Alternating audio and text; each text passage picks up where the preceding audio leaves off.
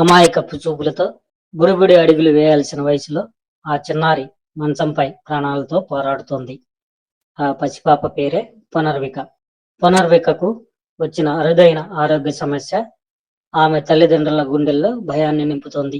కన్న బిడ్డను కాపాడుకోవాలని వారు పడుతున్న తపన చూస్తే ఎవరికైనా కన్నీళ్లు ఆగవు.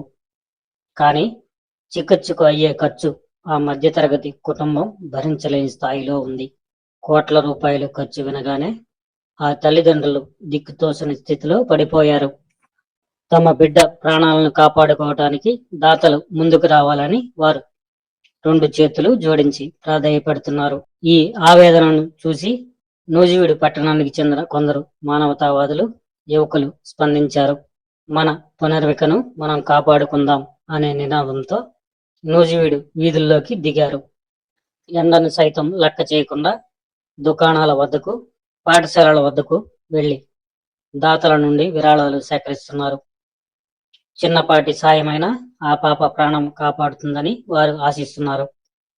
మిత్రులారా, ఒక చిన్నారి ప్రాణం మీ చేతుల్లో ఉంది. మీరు చేసే 100 రూపాయల సాయమైనా ఆ తల్లిదండ్రుల కళ్ళల్లో ఆనందాన్ని నింపుతుంది. సాధ్యమైనంత వరకు చిన్నారి పునర్విక తల్లిదండ్రులకు నేరుగా గూగుల్ పే లేదా ఫోన్ పే ద్వారా మీ ఆర్థిక సహాయాన్ని అందించండి. మనమందరం కలిసి ఆ చిన్నారిని మళ్ళీ నవ్వుతూ ఆడుకునేలా చేద్దాం.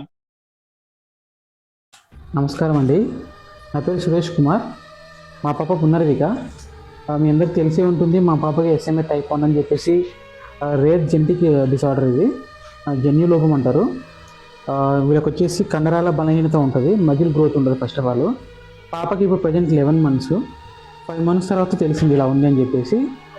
ఇప్పటిదాకైనా కానీ పాలు తప్ప ఇంకా వేరే పెట్టట్లేదు. సిచ్యువేషన్ అలా ఉంది. వచ్చేసి దీని ట్రీట్మెంట్ మన ఇండియాలో లేదు, ఫారెన్లో ఉంది. అందువల్ల జస్ట్ సింగిల్ కాస్ట్ ఇంజెక్షన్, 2 ఏళ్ళలోపు ఏపీఎల్కు ఇంజెక్షన్, దాని వాల్యూ వచ్చేసి 16 కోట్లు అండి. దానికోసం నేను government support, public support, social media support అందరి ద్వారా ముందుకు వెళ్తున్నాను. ఖచ్చితంగా అందరు రెస్పాండ్ కాండి, మా పాపని కాపాడండి. Thank you.